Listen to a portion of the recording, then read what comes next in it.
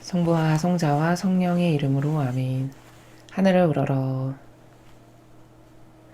사랑을 하느님 아버지 뜻 안에서 스승이신 예수님과 도움이신 성령님과 사랑을 성모님과 성요셉 아버지와 성미카엘 대천사와 하늘의 모든 거룩한 천사들과 서인들의 정부를 청하며 기도드립니다. 사랑을 아버지, 저희의 내적이고 외적인 모든 것의 주체가 되어 주시옵소서. 또한 저희의 모든 것을 다 바쳐 예수님과 어머니 하나 되신 성심을 통해 아버지께 사랑을 드리고 감사와 찬미와 영광과 흠숭과 존경과 아버지만이 받으셔야 될 모든 권리를 되돌려 드립니다. 사랑하는 아버지, 어디를 쳐다봐도 희망 없는 이 마지막 시대에 어느 곳 하나 편안하게 마음을 둘 곳 없는 이 마지막 시대에 저희의 유일무이한 희망이 되어주셔서 감사드립니다. 아버지가 계시고 예수님과 어머니가 계셔서 얼마나 감사한지, 얼마나 저희에게 큰 위로와 위안이며 유일한 희망이 되는지 끊임없는 감사를 드리며 오늘도 깨닫지 못한 아버지께서 구원하기를 원하시는 대한민국과 전 인류의 모든 영혼을 예수님과 어머니 하나 되신 성심을 통해 아버지 뜻에 봉헌드립니다.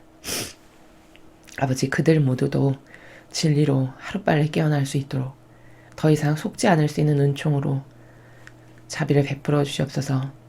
또한 이 나라는 아버지께서 주신 은총으로 2명의 훌륭한 리더를 통해 참으로 눈부신 발전을 이룩하였으나 그 이후에 오는 마귀의 지도자가 이 나라의 모든 풍요와 번영과 영광과 그리고 그 모든 희생을 좀먹게 하여 불과 20-30여 년 만에 이렇게 바닥으로 치는 아버지께 모욕만을 드리는, 그래도 무신론 공산주의를 좋아하라 하는 그런 나라가 되었습니다. 부디 이 나라에 살아가는 그 지도자 자리에 앉아있는 모든 마귀 세력을 어머니 발 아래 봉헌드리고 예수님의 빛과 물과 피에 늑방에 묻사오니 모두 없애주시고 새로 태어날 수 있는 은총으로 축복하여 주시옵소서. 이 모든 기도 우리 주 그리스도를 통하여 비나이다. 성부와 성자와 성령의 이름으로 아멘. 안녕하십니까. 하느님의 뜻 선교회의 윤피아 수녀입니다. 오늘 아버지께서 주신 말씀 여러분과 함께 같이 보도록 하겠습니다.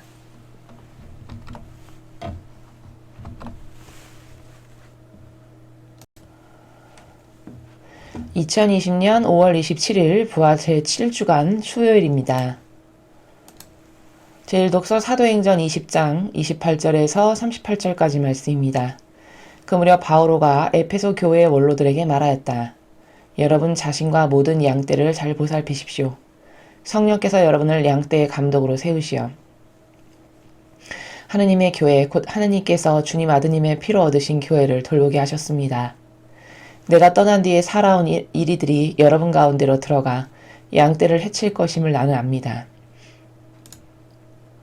바로 여러분 가운데서도 진리를 왜곡하는 말을 하며 자기를 따르라고 제자들을 깨어내는 사람들이 생겨날 것입니다. 그러니 내가 3년 동안 밤낮 쉬지 않고 여러분 한 사람 한 사람을 눈물로 타이는 것을 명심하며 늘 깨어 있으십시오. 이제 나는 하느님과 그분 은총의 말씀에 여러분을 맡깁니다. 그 말씀은 여러분을 굳건히 세울 수 있고 또 거룩하게 된 모든 이와 함께 상속재산을 차지하도록 여러분에게 그것을 나누어 줄 수 있습니다. 나는 누구의 은이나 금이나 옷을 탐낸 일이 없습니다.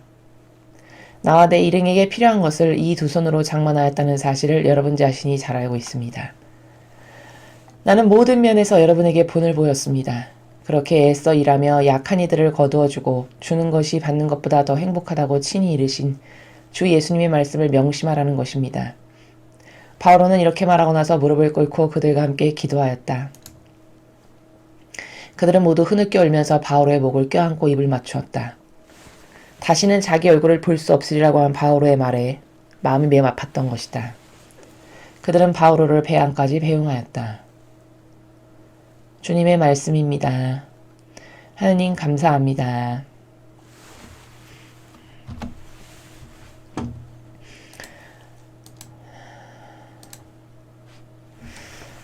예, 어제 일독서 사도행전에 바로 이어서 여러분 지금 내용을 함께 보셨습니다.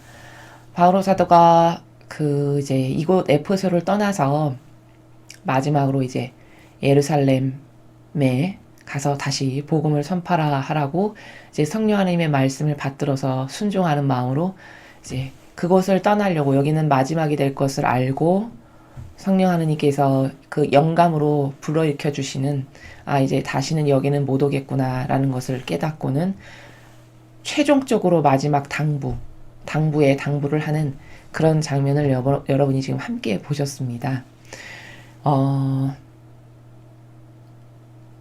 여기 바오로 사도가 이야기하는 그 이야기 중에 가장 중요한 거는 바로 이겁니다.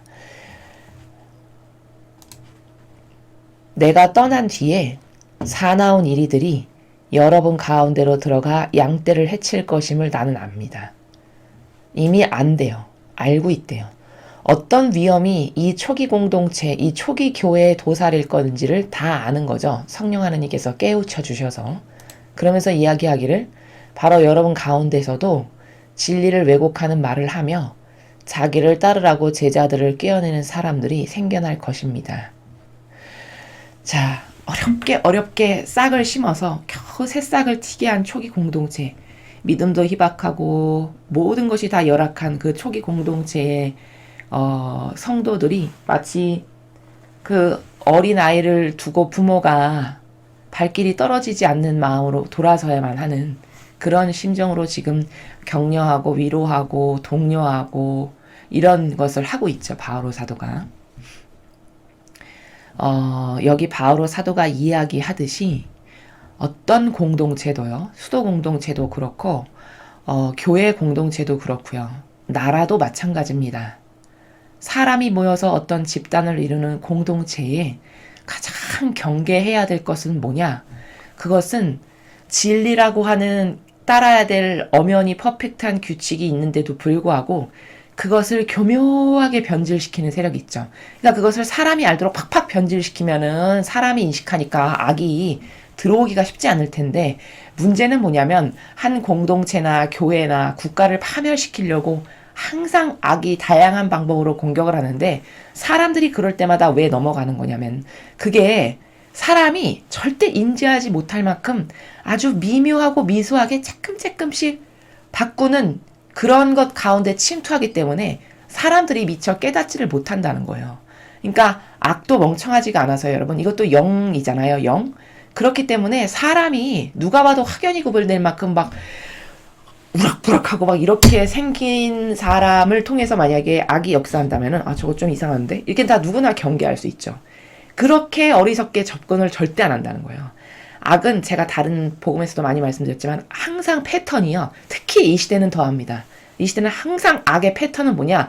약간 정형화된 게 뭐냐면 굉장히 친절해요. 겉으로 형상적으로 봤을 때. 그리고 부드럽고요. 조곤조곤하게 말하고 굉장히 유려하고, 그리고 착한 척. 이걸 우리는 코스프레라고 하죠. 굉장히 자기가 선하고 자비롭고 착한 사람인 척, 요런 보통 행간에서 이런 겉의 표양과 형상을 띠고 다가옵니다. 여기에 많은 악이 숨어서 작용을 해요. 그렇기 때문에 대부분의 사람들이 여기에 속는 거거든요. 그리고 명분을 대기를 항상 사람을 존중하고 인간을 위하는 것처럼 하면서 다가온다는 거죠. 그거를 바오로 사도가 지금 여기서 이렇게 이야기하는 거예요.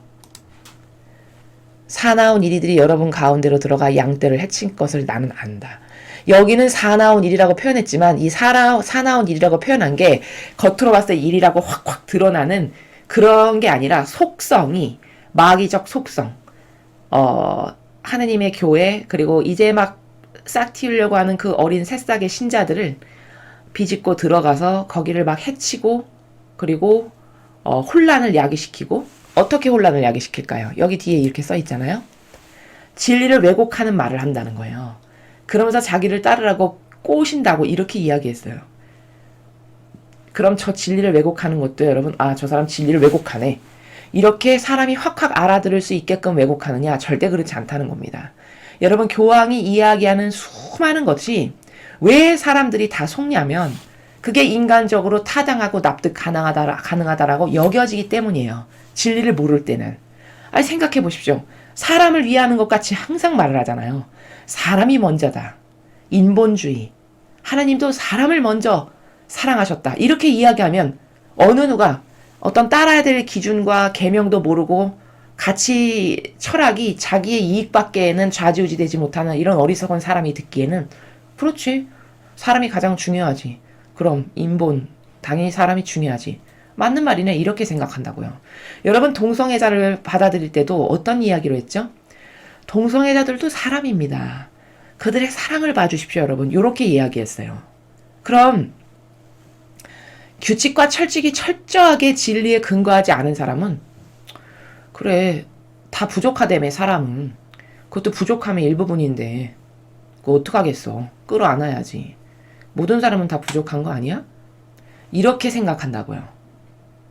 근데 하나님의 법칙은 모두가 부족하지만 거기에는 따라야 될 기준이 철두철미하게 있어요. 거기는 예와 아니오가 존재하는 나라예요.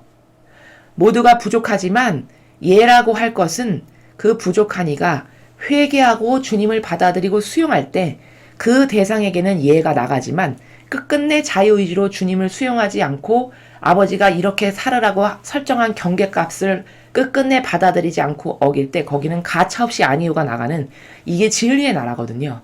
근데 이런 것을 알 수 없기 때문에 이렇게 부드럽고 유려하고 조용조용하고 조곤조곤하고 사람을 이해하는 것 같은 여러분 인권 평등 이런 단어만 대보십시오. 바로 수용합니다. 사람은.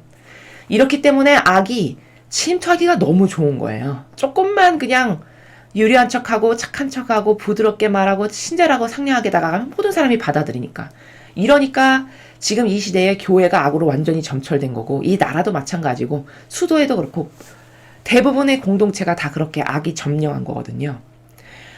그래서 바오로 사도는 여기 어떤 마귀가 하나 들어와서 기껏 아버지의 가르침을 전해놓은 이 뿌레기를 흔들어서 흩어버려서 없애버리고 이상하고 교묘하게 진리를 왜곡하는 지금 방금 교황이 이야기한 모든 것이 다 진리를 왜곡하는 거죠.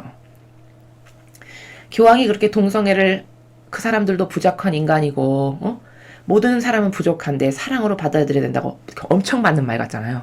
근데 예수님은 이 시대에 주시는 말씀 가운데서 이렇게 이야기하셨어요. 내가 설정한 설정값대로 살아라. 남자는 남자대로 살고 여자는 여자대로 살아라. 동성애 반대하시는 거는 성경에도 나오는 근본의 사상이에요. 근본의 정신. 이 시대는 그렇게 직접적으로 말씀까지 하세요. 내가 설정한 경계값대로 살아라. 그 경계를 허물면 안 된다. 남자는 남자로 살고 여자는 여자로 살아야 된다.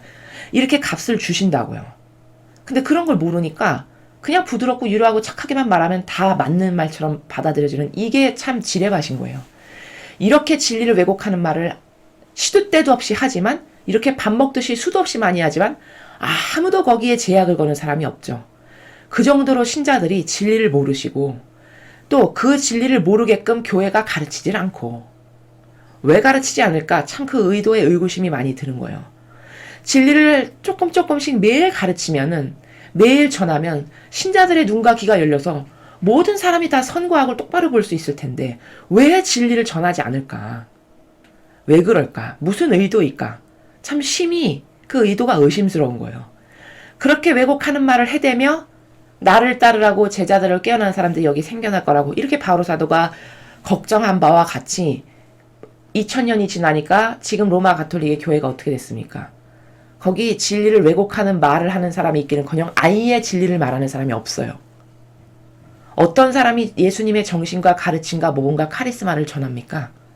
저것만이 진실이고 사실이니까 우린 저것만을 따라야 된다. 목에 칼이 들어와도 저것만을 따라야 된다. 이렇게 주장하는 사람이 과연 몇 명이나 있는지 모르겠습니다.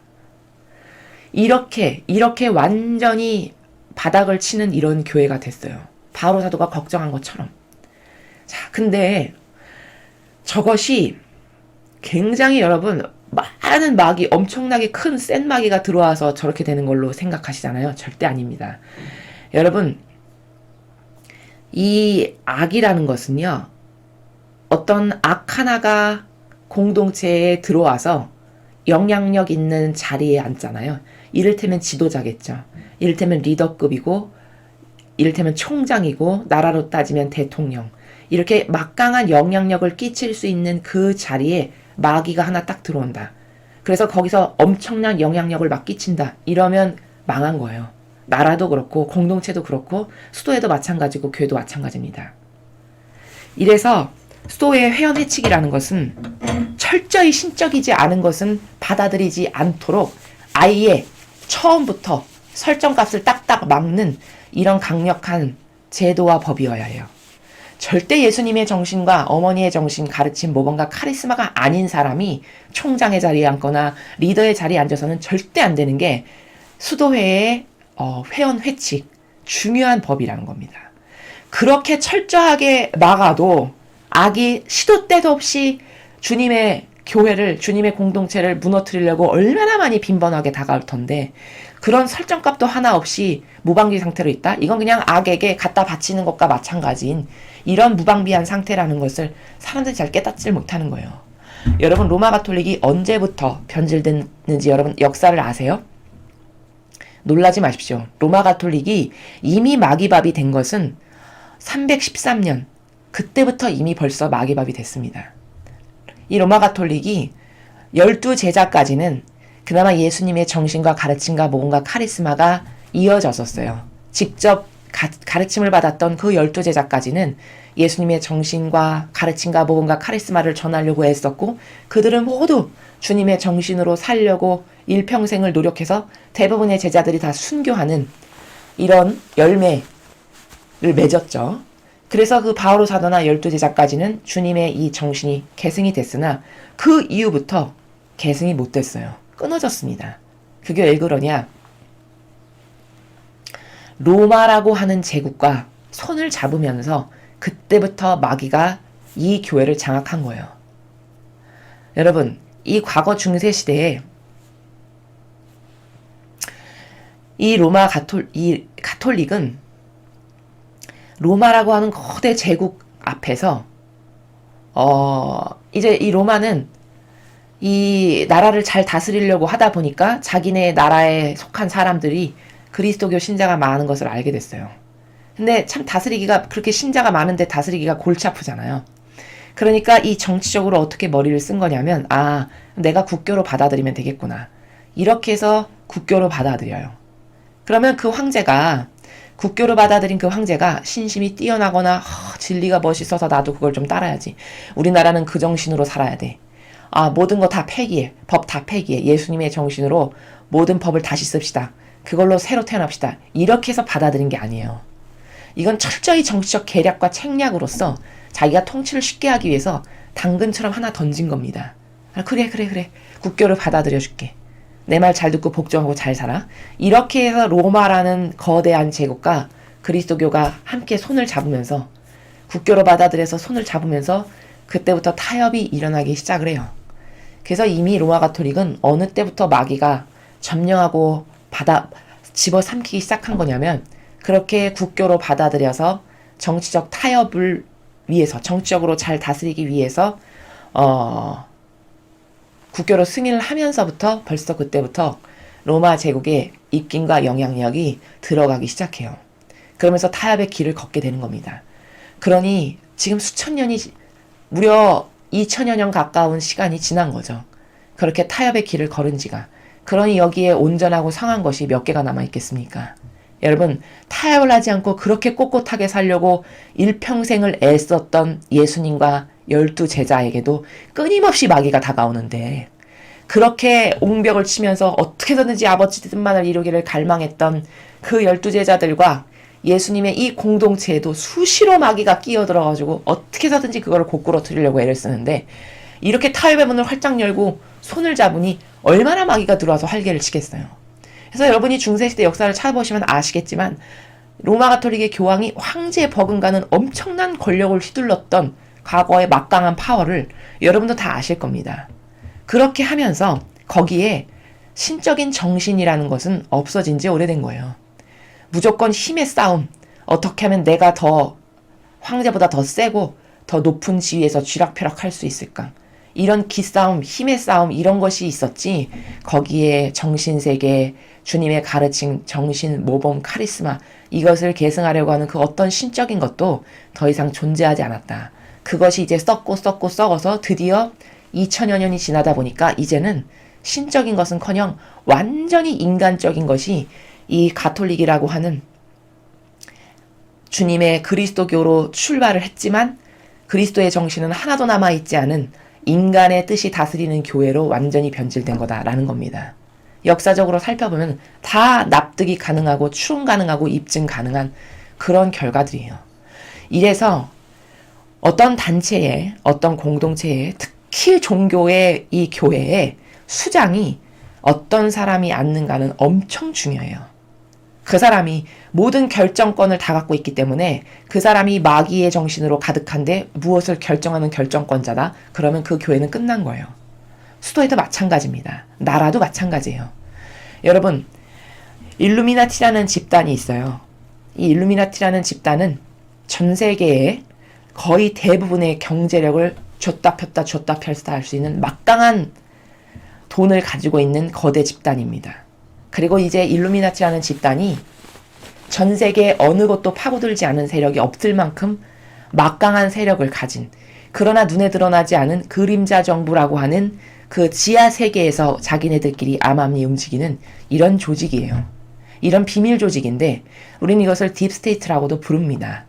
자, 여러분, 우리나라가 이렇게 지금 공산주의가 판치고 말도 안 되는 이런 사회주의 사상으로 나라를 뒤집어 엎으려고 하는 이런 일이 이렇게 빈번하게 있어도 여기에 아무 저항도 할 줄 모르고 그것이 왜 나쁜지도 모르는 이런 오염된 정신으로 이 국민마저도 이렇게 저급하고 저열한 수준으로 이런 비참한 나라가 됐잖아요.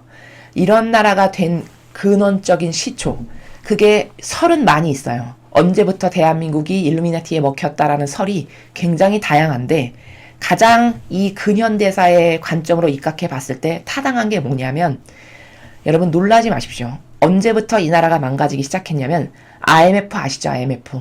1997년 말부터 이 나라가 굉장히 급격하게 어려워졌던 바로 그 IMF.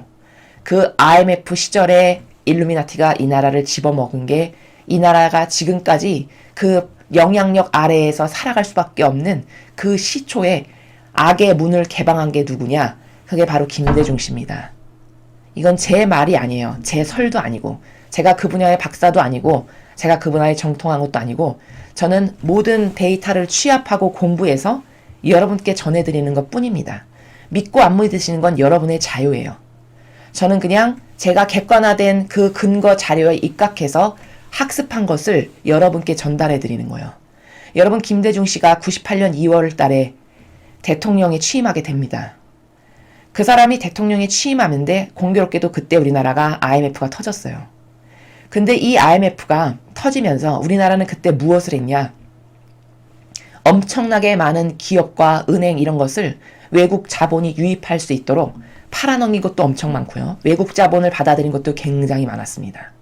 왜냐? 그렇게 하지 않으면 안 된다고 이 국제 IMF 기구가 우리나라에게 그런 명령을 내려요. 이렇게 해서 이런 거 받아들이고 이렇게 해가지고 팔 거 빨리 팔고, 그래서 너희 나라가 더 이상 경제적으로 휘틀거리지 않게끔 이런 처방전을 내립니다. 쉽게 말하면 자기네가 그쪽의 전문 기구다 해서 처방전을 내린 거죠. 근데 우리나라의 김대중 씨가 그것을 다 받아들여요. 다 받아들여서 그때 망했던 기업도 굉장히 많고요. 팔아넘긴. 그때 은행권에도 유대 자본이, 거대 유택의 자본이 엄청 많이 들어왔습니다. 여러분, 조지 소로스라는 사람을 검색해보세요.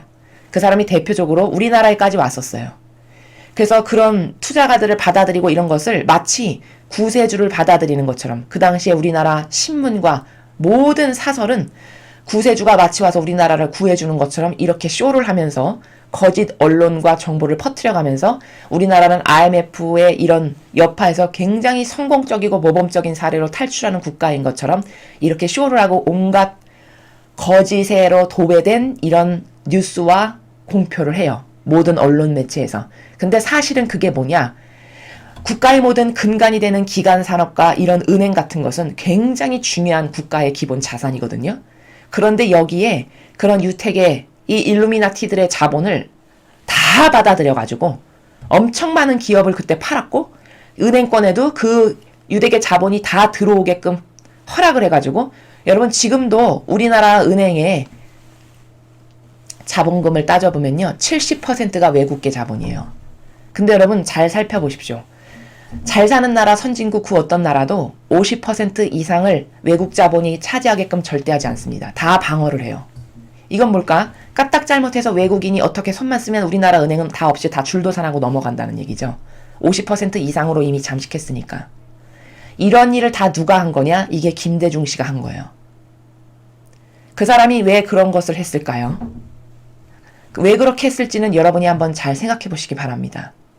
자, 이렇게 해서 나라의 근간이 되고 기관이 되는 수많은 산업과 이런 민간인이 아닌 나라가 민영화시키지 않고 끝까지 잡고 있었던 이런 에너지, 개통이라든가 통신 이런 모든 것에 걸쳐서 그렇게 다 방대하게 풀어헤쳐서 외국 자본가가 다 사들이게끔 사가게끔 자본이 유입되게끔 유대계 자본이 일루미나티의 자본이 여기에 유입되게끔 다 허락한 게 김대중 씨예요. 그리고 그때 가장 이 나라에서 큰 타격을 입었던 기업이 하나 있습니다. 그게 뭔지 아세요? 그게 지금은 완전히 공중분해되고 산산 조각나고 박살나서 찾아볼래야 찾아볼 수 없는 대우그룹이에요. 여러분은 대우그룹이 망한 걸 김우중 씨 한 사람의 잘못된 그 회장이 엄청나게 많은 비리를 저질러서 망한 것으로 알고 계시죠? 천만의 말씀입니다. 이거 다 김대중 씨가 계획이 있어서 어떤 모종의 거래 관계가 있어서 그런 한 나라가 대기업을 만들려면 여러분 얼마나 오래 걸리는지 아세요? 얼마나 많은 투자와 많은 사람의 땀방울이 들어가야 되는지 아십니까? 그런 대기업을 하나 죽여버린 거예요. 이렇게 해서 나라의 경제를 다 팔아넘기고 초토화시키고 그러고선 그 사람이 받은 게 뭘까요? 노벨상이죠. 여러분 노벨상 그 단체의 주도권을 갖고 있는 세력 역시 유대계입니다. 일루미나티예요. 그렇게 해서 엄청 협력 잘하고요. 거기다가 다 갖다 바치고 자기는 노벨상 받은 겁니다. 이게 명백한 팩트예요. 여러분이 찾아보시면 인터넷에 다 나와요. 자, 이게 뭘까? 나라에 엄청난 영향력을 지닌 지도자라고 하는 리더의 대통령의 마귀를 하나 뽑아놓은 거죠.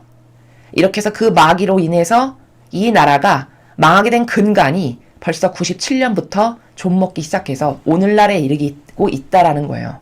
이게 갑자기 요 근 3년 만에 나라가 뒤집어져서 완전히 망조가 들린 것이 아니고 벌써 그 이전 98년도 97년부터 서서히 유택의 자본인 일루미나티의 모든 세력이 이 나라에 와서 중요한 근간이 되는 기본 산업과 그런 공공 부분의 모든 것을 집어삼키고 먹고 자기네 자본금 여기다 다 투자해서 자기네가 맘대로 주물러 터트릴 수 있는 이런 경제적 환경이 되게끔 이렇게 다 손 써놓은 게 벌써 98년인가 7년이에요.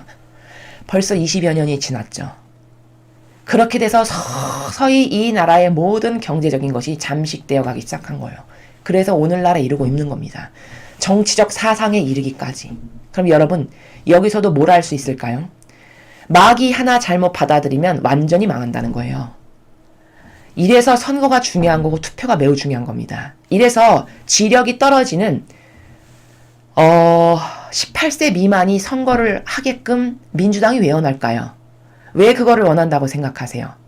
어떤 이 어른들도 지력이 떨어져가지고 이렇게 분별을 똑바로 못하는데 지력 없는 18세 이하의 18세부터 만약에 선거를 한다고 하면은 그 고등학생들이 뭘 할까요? 어떤 분류의 기준과 근거해서 과연 선거를 하고 투표를 할까요? 그 학생들을 왜 끌어들일까요? 여러분, 그렇게 분별 없고 지각 없는 사람들이 투표하게 해서 그들은 어떤 것에만 좌우되는 사람들이죠? 그 청소년들은 당연히 감성에만 좌우되고 분별력이 없는, 훨씬 어른보다도 분별력이 떨어질 수밖에 없는 그런 계층이잖아요. 그런 그 청소년들에게 인기에 영합하는 인기주의로 뭐를 뿌려대고 이렇게 해서 그들의 감성을 건드려서 자기네의 표로 끌어들이는 이런 것까지도 계략적으로 짜는 게 이 일루미나티에 속한 이 마귀 세력이 하는 짓이라는 거예요. 뭐 이런 게 한두 가지가 아닙니다. 이래서 마귀 하나가 지도자의 자리에 앉으면 완전히 망한 거라는 것이 오늘 일독서를 통해서 우리가 처절하게 깨달아야 될 부분이에요. 이미 이 나라는 마귀를 하나 잘못 받아들인 그때 그 통로를 시발점으로 해서 김대중 씨 이후로 계속 공산주의를 좋아하는 지도자들이 이렇게 우두머리에 앉게 됐잖아요. 이게 뭘까? 물꼬를 하나 튼 거예요. 마귀가 와서 휘젓고 다녀도 될 만한 물꼬를 하나 튼 겁니다. 하나 트는 게 어렵지 그 다음부터는 여기에 마귀가 계속 들락날락거리는 건 쉽겠죠.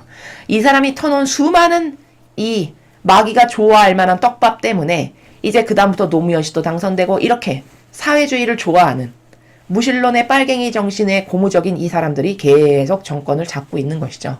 이렇게 해서 나라가 서서히 망해가는 거예요.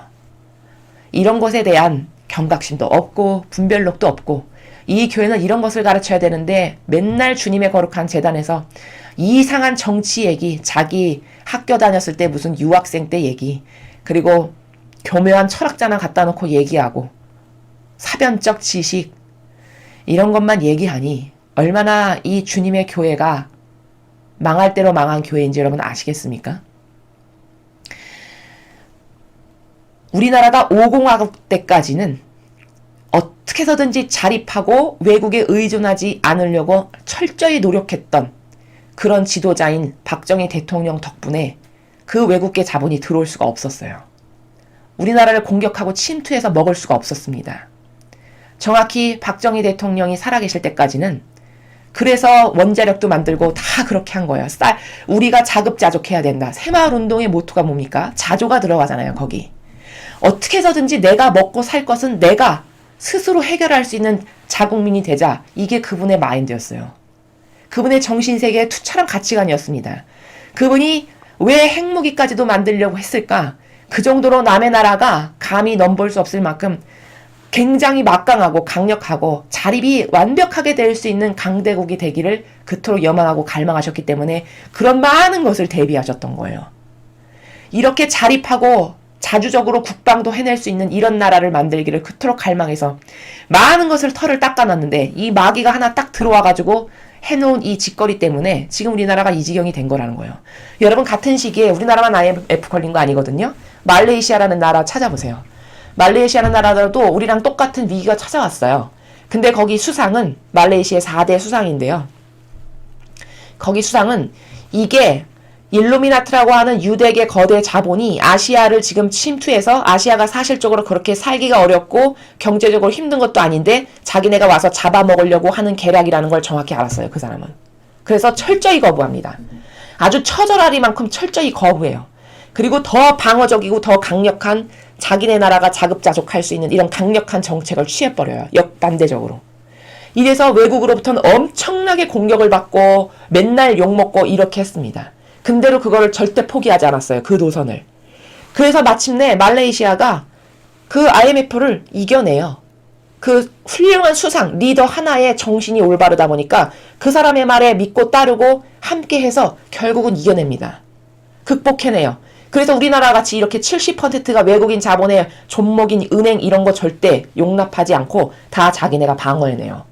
그렇게 해서 이겨내고 나서 그리고 나서 수상해서 물러납니다. 자기가 할 수 있는 처리할 수 있는 것 다 해서 완전한 궤도에다 올려놓고 그리고 나서 수상해서 물러나요. 여러분 얼마나 훌륭합니까? 무릇 지도자라면은 이래야 되는 거예요. 무릇 한 나라를 다스리는 권한을 줬다라는 것은 사시나무 떨듯이 무섭고 두려워하며 국민의 안위와 국민이 잘 살 수 있는 번영한 국가를 만들기 위해서 나의 사적인 것은 완전히 버려야 되는 이런 게 지도자 정신에 합당한 거다라는 겁니다. 사욕과 욕망으로 가득 차서 맨날 타협이나 하고 자기 좋아지는 것밖에는 모르는 썩어빠진 정신의 사람이 지도자를 하고 대통령을 하고 교황을 하니까 그 구멍 하나의 마귀 통로 때문에 완전히 망한 교회가 되는 거고 완전히 망한 나라가 되는 거고 망한 공동체 수도회가 되는 거라는 겁니다. 오늘 바오로 사도가 한 이야기는 엄청 중요한 거예요. 바오로 사도가 이 어렵게 세워놓은 초기 공동체가 마귀밥이 돼서 먹힐까봐 애태우면서 전전긍긍하면서 이들에게 당부하는 이 내용을 보면 악은 호시탐탐 기회를 봐요. 어떻게 해서든지 하느님의 영광이 드러나지 않도록 어떻게 해서든지 지옥의 한 영혼이라도 더 끌고 가게 하기 위한 게 악의 계략이에요. 그럼 어떻게 해야 될까? 굉장히 인간을 속이기 좋은 방법으로 전략적으로 다가와야 되겠죠. 그게 다 교묘하고 유려하고 부드럽고 친절한 마귀들이라는 거예요. IMF 때 김대중 씨가 그런 정책을 펼쳤을 때 우리나라 신문사, 언론, 뉴스 어느 곳 하나도 이건 잘못됐다. 이렇게 하면 나라의 근간산업 다 팔아먹는 거다. 망했다. 이런 말 하는데 한 군데도 없었습니다. 그게 다 뭘까? 다 일루미나티에 장악되고 다 사욕과 욕망으로 똘똘 뭉친 집단이어서 나라는 망하거나 말거나 그저 내 앞에 콩고물 떨어지고 나에게 이득이 되면 좋은 거지. 이런 썩은 정신으로 가득한 사람들이 이 나라의 주도권을 쥔 세력이 되었기 때문에 이 나라가 이렇게 불행해진 거예요. 우리는 허와 실을 똑바로 알아야 됩니다. 우리는 어떤 게 진짜 악의 세력이고 어떤 게 진짜 선의 세력인지를 똑바로 알아야 될 필요가 있어요. 우리는 이 나라에 살아가는 국민입니다, 여러분. 국민은 알 권리가 있죠. 무엇이 진짜고 가짜인지를 똑바로 명확하게 두 눈 똑바로 부릅뜨고 알아야 될 권리가 있습니다. 그리고 이제부터는 더 이상 속지 말고 아닌 것을 아주 강하게 아니라고 항거하고 거기에 대항해서 맞서 싸울 정신의 자세로 가득하게 무장시켜놔야 될 이런 의무가 우리에게 있어요. 여러분, 이 진실을 깨달으시고 얼마나 악이 이 부유한 불과 70년 만에 이런 강대국으로 성장시켜놓은 이 나라를 얼마나 먹고 싶어서 안달이었을까요? 그쵸? 얼마나 여기 지정학적인 위치가 우리나라가 얼마나 지정학적으로 중요한 위치인지 모르는 사람은 없습니다. 전 세계에서. 여기가 얼마나 중요한 위치에 이 대한민국이라는 나라가 있는데 불과 이 나라가 아프리카보다도 못 사는 완전 최빈국이었는데 그렇게 최빈국이었던 나라가 불과 몇십 년 만에 저렇게 엄청나게 잘 사는 나라가 됐네? 저거 굉장히 좋은 먹잇감인데? 얼마나 악이 호시탐탐 기회를 노렸을까요? 그러나 훌륭한 지도자가 그토록 방어를 했는데 그 박정희 대통령이 돌아가시고 나니까 아니나 다를까 얼마 되지 않아서 이 김대중이라고 하는 악이 그 지도자라고 하는 대통령이라고 하는 자리에 꿰차고 앉아서 그게 프리메이슨의 하수인으로서 온갖 것을 다 내어주고 자기는 노벨 평화상 받고 엄청 선하고 착하고 좋은 대통령인 양 이미지 메이킹하고 이렇게 한 것이라는 것이 이제 다 드러난 거예요. 여러분, 악은요 그렇게 호락호락하지 않습니다. 사람이 생각하는 것 항상 그 이상을 능가해요. 그러므로 우리는 진리로 반드시 깨어 살아야 되고요. 어떤 게 나에게 다가올 때 저게 악일까 선일까를 항상 염두에 두십시오. 어떤 세력이 여러분에게 다가갈 때 저게 마귀 세력인지 선의 세력인지를 잘 분별하셔야 돼요. 그래서 더 이상은 속지 않아야 여러분의 영혼이 보호되실 수 있습니다.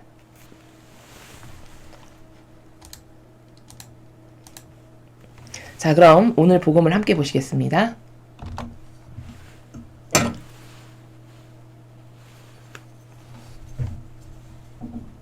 요한복음 17장 11절에서 19절까지 말씀입니다. 주님, 영광 받으소서.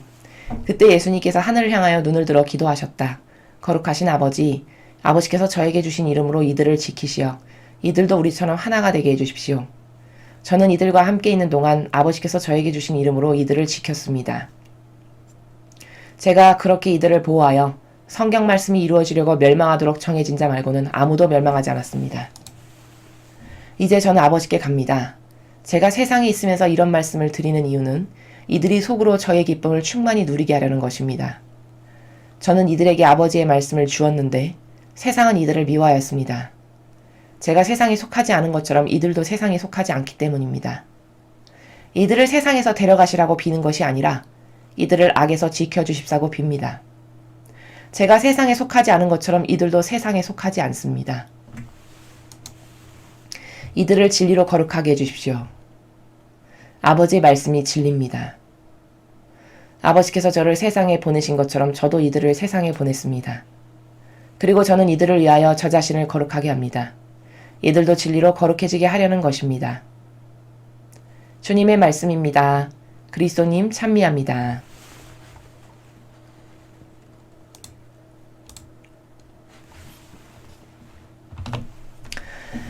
자, 여러분, 오늘 공교롭게도 일독서와 요한복음의 관점은 같은 관점으로 보실 수 있습니다. 하나님의 일꾼은 얼마나 사명을 이루는 것에 있어서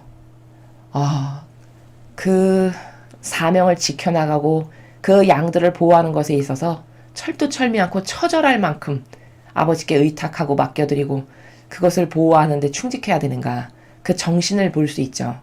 오늘 예수님이 이제 십자가에 못 박히고 순환받고 돌아가실 것을 이제 다 이미 아시는 그분께서 이제 로마 병사들이 와서 잡아가기 직전에 이제 그것이 임박했다라는 것을 아시고 제자들에게 자꾸 많은 것들을 이야기하시고 마치 유언처럼 남기시는 그런 말씀을 여러분이 계속 함께 보고 계십니다.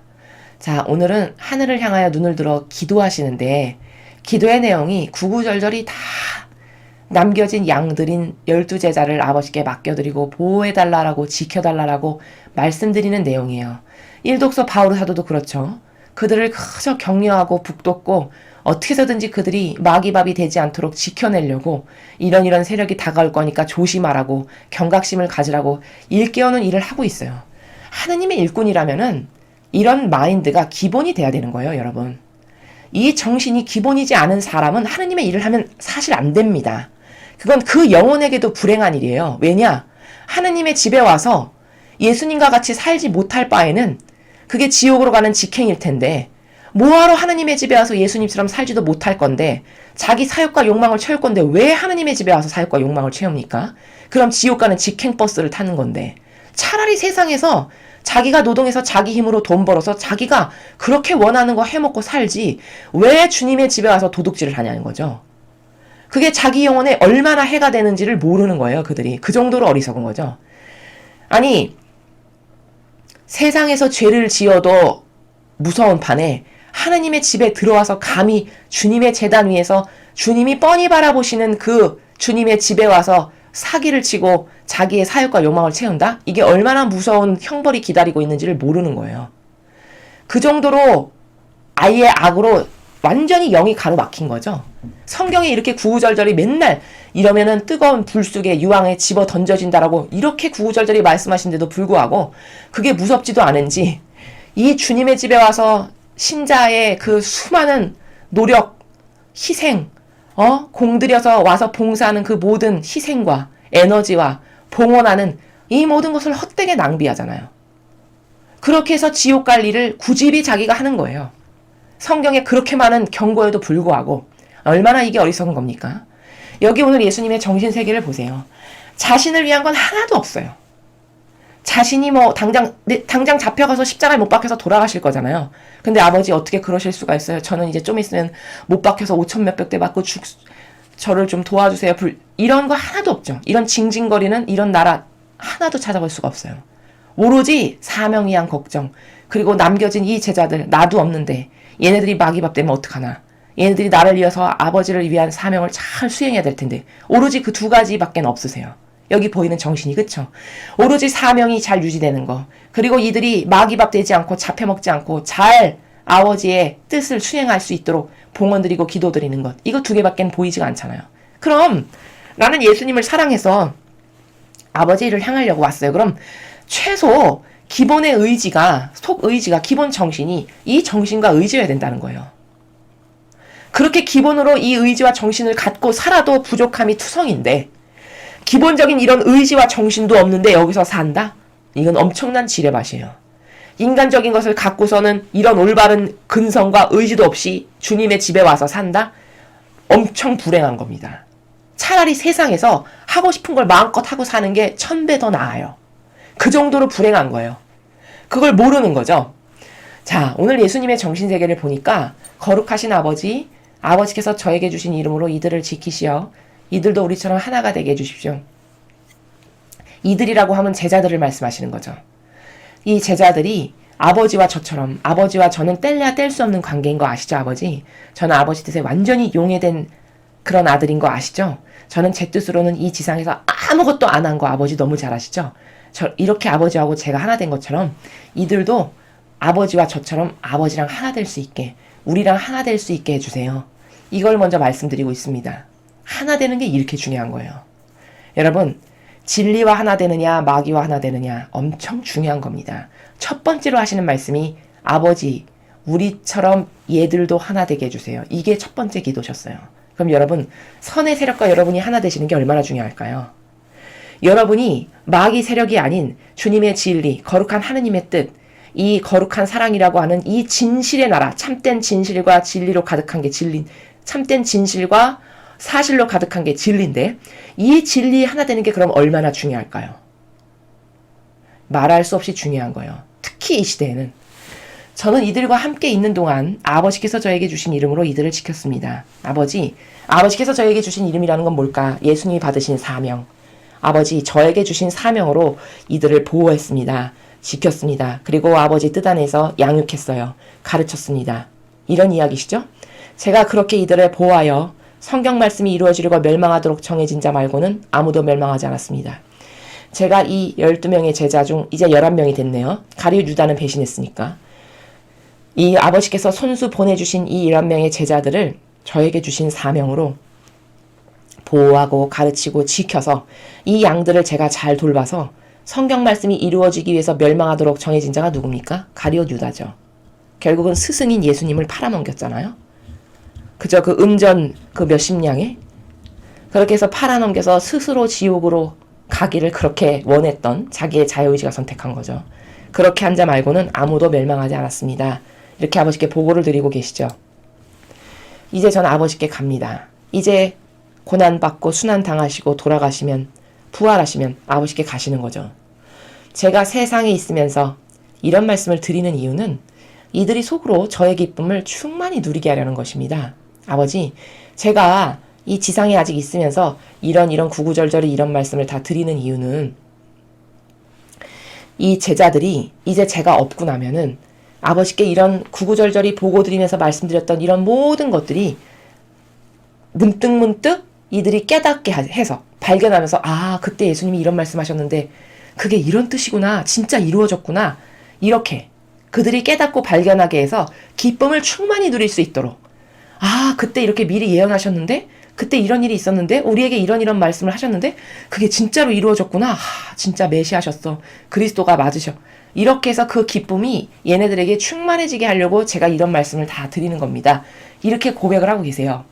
저는 이들에게 아버지 말씀을 주었는데 세상은 이들을 미워했습니다.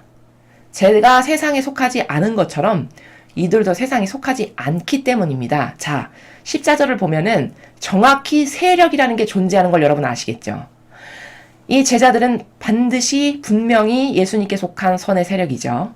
아버지를 믿고 따랐고 예수님의 정신을 따르기만을 갈망했고 이제 마침내 예수님이 어떤 분이신지를 다 알았어요. 그들은 믿습니다. 이렇게 고백을 했습니다. 즉 아버지께 속한 선의 세력들이에요. 근데 세상은 이들을 미워했다는 거예요. 뭐 했는데 미워했나? 도둑질하고 훔치고 가서 남의 물건 훔치고 뭐 욕하고 싸움질하고 사회 문란을 일으켰나? 그런 거 하나도 없죠. 오로지 한 건 뭘까? 아버지 말씀을 전한 게 다예요. 예수님이 지금 이들에게 전한 아버지 말씀을 줬는데 그게 단데 아버지 말씀 전한 게 단데 세상은 이들을 미워한다는 거예요. 그럼 이것을 통해서 우리는 선과 악을 명확하게 규정할 수 있는 게 어제 마라나타 메시지에서도 그렇게 얘기하시죠. 얘들아, 너는 직함과 권한에 의해서 누군 진짜고 가짜고 이렇게 분별하면 큰일 난다. 어제 얘기하셨잖아요. 직함과 권한을 보고 아, 저거는 착한 사람이야, 저건 악한 사람이야 이렇게 분별하면 큰일 난다고 하셨어요. 그리고 후미에 분별할 수 있는 기준을 하나 제시하시는데 뭐라고 하셨죠? 네가 진리를 말하는데 네가 성경에 나오는 예수님의 정신과 가르침과 뭔가 카리스마를 전하는데 거기에 반감을 가져. 상대방이. 반감을 갖고 그걸 인정하지 않고 그걸 따르기를 거부해. 그럼 그건 악의 세력이다. 이렇게 분별하면 된다고 어제 가르쳐 주셨잖아요. 그쵸? 누가 네가 진리를 가지고 다가갔는데 너에게 거북스러운 반응을 하고 너를 따르지 않으려고 하고 너를 공격하려고 해. 그럼 그건 반드시 악에게 속한 세력이다. 이렇게 구별하면 된다고 어제 가르쳐 주셨어요. 똑같은 겁니다. 지금 아버지 말씀을 전했는데 세상이 미워했대요. 그럼 뭘까? 아, 악의 세력은 주님의 진리를 가져갔을 때 거부하고 싫어하고 욕하고 거기다 반기들면 그게 악의 세력임을 스스로 입증하는 거구나. 이렇게 알 수 있는 거예요. 그러면서 세상에 속하지 않은 것처럼 예수님께서 이들도 저랑 하나 된 사람이다 보니 저와 한 뜻인 사람이다 보니 똑같이 얘네들도 세상에 속하지 않기 때문에 즉 악에게 속하지 않은 세력이기 때문에 얘는 선의 세력이기 때문에 그 악이 얘네들을 공격하고 싫어하는 겁니다. 이렇게 말씀하시는 거죠. 이걸 통해서 선과 악의 세력이 반드시 이 지상에는 존재한다는 것을 알 수 있어요. 그렇죠? 이들을 세상에서 데려가시라고 비는 것이 아니라 이들을 악에서 지켜주십사고 빕니다. 아버지, 제가 이렇게 얘네들이 세상을 미워한다라고 이야기하는 거는 아, 이렇게 세상이 미워하니까 아버지 이제 얘네들도 데려가세요. 이렇게 말씀드리려고 하는 게 아니고 이렇게 악이 세상에 많으니 이렇게 창궐하고 얘네들을 사사건건 반대할 거니 아버지께서 친히 이 세력을 지켜주세요. 라고 말씀드리는 겁니다. 이렇게 고백하고 계시죠.